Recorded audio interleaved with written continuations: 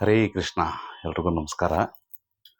ಮನೇಲಿ negative vibration ತುಂಬ problem, ಯಾವ ಗಂಡ ಹೆಂಡತಿ ಜಗಳ ಈ ಥರ ಏನೋ ಪ್ರಾಬ್ಲಮ್ಗಳೇನಿತ್ತು ಅಂದರೆ ನೋಡಿ, ಹೋಲಿ ಹಬ್ಬ ಬಂತು. ಈ ನೆಗೆಟಿವ್ ವೈಬ್ರೇಷನ್ ತೆಗಿಯೋಕ್ಕೆ ಹೋಲಿ ಹಬ್ಬ ತುಂಬ ಪ್ರಸಕ್ತವಾದ ದಿನ. ಏನಪ್ಪ ಅಂದರೆ, ನೆಗೆಟಿವ್ ವೈಬ್ರೇಷನ್ ಹೆಂಗೆ ಗುರುಜಿ ಹೋಗಿಸ್ಕೊಳೋದು ಅಂದರೆ, ಇದು ತುಂಬ ಸರಳವಾಗಿ ಹೇಳ್ತೀನಿ ನೋಡಿ. ತೆಂಗಿನ ಚಿಪ್ ತೊಗೊಳ್ಳಿ, ಚಿಕ್ಕ ಚಿಕ್ಕದು ಬತ್ತಿತ್ತಲ್ಲ, ತೆಂಗಿನ ಥರ ಚಿಕ್ಕದು ಜುಟ್ಟಿರೋದಲ್ಲ, ಮಾಮೂಲಿ ಚಿಕ್ಕದಿರೋದು, ಅದು 4 ತೊಗೊಳ್ಳಿ.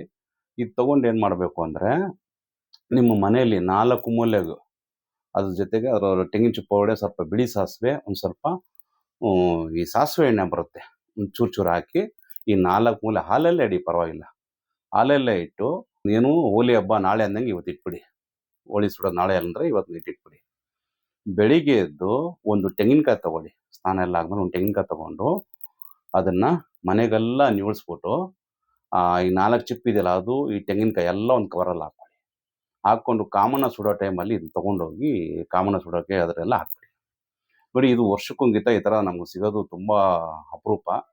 ಈಗಾಗ ವರ್ಷಕ್ಕೊಂಗಿತ ಈ ಥರ ಮಾಡ್ಕೊಳ್ಳೋದ್ರಿಂದ ಮನೇಲಿ ಎಂಥ ನೆಗೆಟಿವ್ ಇದ್ರೂ ಹೋಗುತ್ತೆ. ಇದನ್ನು ಮಾಡ್ಕೊಳ್ಳಿ, ಖಂಡಿತ ಒಳ್ಳೆಯದಾಗುತ್ತೆ. ಎಲ್ಲದಕ್ಕಿಂತ ಮೇನ್ ಏನಪ್ಪ ಅಂದರೆ, ಮನೆಯಲ್ಲಿ ಅಮಾಸೆ ಈ ಪೌರ್ಣಮಿ ಬಂದಾಗ ಸಹಜವಾಗಿ ಹೆಣ್ಮಕ್ಳು ಸ್ವಲ್ಪ ಪೌರ್ಣಮಿ ಬಂದಾಗ ಅವ್ರೊಂದು ಸ್ವಲ್ಪ ರೈಜ್ ಆಗ್ತಾ ಇರ್ತಾರೆ.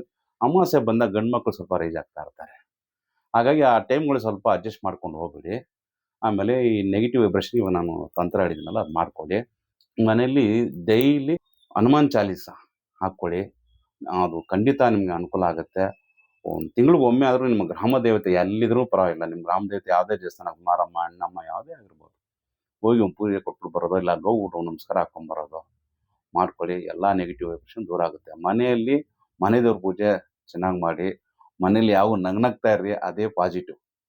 ಯಾವನೋ ಸಿಡ್ಕೋದು ಪಡ್ಕೋದು ಹೆಂಗೆ ಕಿತ್ಲಾಡ್ತಾ ಇರ್ತೀವೋ ಅದೇ ನೆಗೆಟಿವ್. ಹಾಗಾಗಿ ಆದಷ್ಟು ಮನೇಲಿ ನಗ್ನಗ್ತಾ ಇರ್ರಿ, ಸದಾ ಒಳ್ಳೇದು ಆಲೋಚನೆ ಮಾಡಿರಿ. ಕೃಷ್ಣ ಇದನ್ನೇ ಖಂಡಿತ ಒಳ್ಳೇದು ಮಾಡ್ತಾನೆ, ಟೆನ್ಷನ್ ತೊಗೊಳಕ್ಕೆ ಹೋಗ್ಬೇಡ್ರಿ.